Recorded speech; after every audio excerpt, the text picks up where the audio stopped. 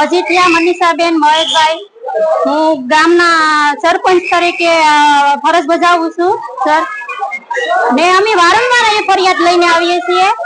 રમાબેન નું દરરોજ માટે કોઈને કોઈ પ્રશ્ન રજૂ બાંધવા સિવાય બીજો કોઈ ધંધો જ નથી. ગમે એમ કરીને બાળકો સાથે ગમે એમ બાળકોને જબરદસ્તી કરે કે તમે આમ નહીં કરો તો તમને હું નપાસ કરા, ને બાળકોને નહીં એવા કામ કરાવે છે. ને કાલે એવો બનાવેલું કે શિક્ષક ને વિદ્યાર્થી બે ઓફિસમાં હતા, તો એને કોઈ બાળકીને કેવરાવીને દરવાજો દેવરાવી દીધો.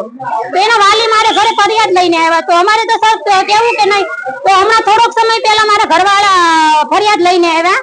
તો કે તમે સરપંચ નથી, તમારા ઘરવાળા સરપંચ છે, તમે એને બોલાવો. કે તો મારા ઘરવાળા નહીં એવું વર્તન કર્યું. ઈ બેન વે કોણ બેન છે? રમાબેન છે, શિક્ષક. અને કઈ શાળાનો શિક્ષક છે? પણ પ્રાથમિક શાળામાં શિક્ષક તરીકે ફરજ બજાવે છે રમાબેન. તો એનો દરરોજનો ઇસ્યુ ઉભો જ હોય. એમ ગમે એમ કરે કે બાળકોને નહીં એવી ટોર્ચર કરે કે તમે આમ નહીં કરો તો હું તમને નપાસ કરીશ.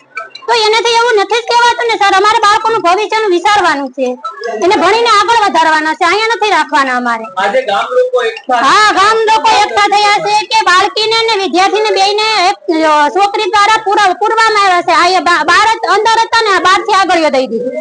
કેટલા સમયથી આ બેન અહીંયા એ બેન છેલ્લા 25 વર્ષથી ફરજ બજાવે છે. અગાઉ 5 વર્ષ પહેલા રાજેશભાઈ કરીને સરપંચ હતા ને ત્યારે અહીંયા તાળાબંધી કરીને ઉગ્ર આંદોલન કર્યું હતું. તો એ રમાબેન મેં બદલી નથી કરાવી. અત્યારે એને ઇસ્યુ ઉભો રહેશે. અમારી માંગ છે કે રમાબેન અહીંયા નો જ જોઈએ, તાત્કાલિક ધોરણે એની બદલી કરાવો. ને જો રમાબેન સોમવારે અહીંયા આવશે તો ઉગ્ર આંદોલન થાય. હજી અમે ઈણા જઈ જવાના છે. અત્યારે વાલીઓ વાલીઓની તમારા મંતવ્ય બધું લઈ લો. વાલીઓ શું કહેવા માંગે છે? વાલીઓ દ્વારા રમાબેનને માર એ રમાબેનને માર નતો માર્યો. રમાબેન વિડિયો ઉતારતા હતા એટલે અમે એને મોબાઈલ જોતો કે તમે વિડિયો ઉતારો માં. અમે અહીંયા આવ્યા કેમેરા ચેક કરવા કે કેમેરા ચેક કરીએ હું છે હું નહીં, આપણે ખબર તો થોડીક હોય. એટલે મેં કેમેરા ચેક કરવાનું કીધું કે રમાબેન તમે અહીં બેઠો. અમે વાલીને બધા આવ્યા હતા. તો રમાબેન ભાગી ગયા.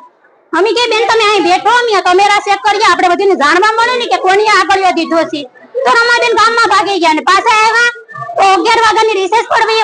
વિદ્યાર્થીઓને મધ્યાહન ભોજનનો સમય હતો. કપિલાબેન આચાર્ય છે એને ફોન કર્યો કે રમાબેન કે વિદ્યાર્થીઓને અહીં મોકલાવો કે મધ્યાહન ભોજન ચાલુ છે. તો કે નહીં, મને ઓલા સાહેબે ના પાડીશ કે 11 વાગ્યા સુધી છોડતા નહીં. તો એ છતાં અમે કેટલી એક કલાકની માથે અમે ઓફિસમાં બેઠા. તો રમાબેન ફોન ન ઉપાડ્યો ને રમાબેન નો ફોન સતત ને માટે ચાલુ જ રહ્યો. આચાર્ય નહીં, મેં અમને જાણ કરી કપિલાબેન ને કામ કે અમે કપિલાબેન ને કે આચાર્ય ને કે તમે ફોન કરો રમાબેન ને, કેમ વિદ્યાર્થીને નથી છોડતા. તો ઉપર એ વિદ્યાર્થીઓને બહાર દઈને લાકડી લઈને બેઠા કે કોઈ વિદ્યાર્થીઓ બહાર ગયા એટલે ખબર તમારી.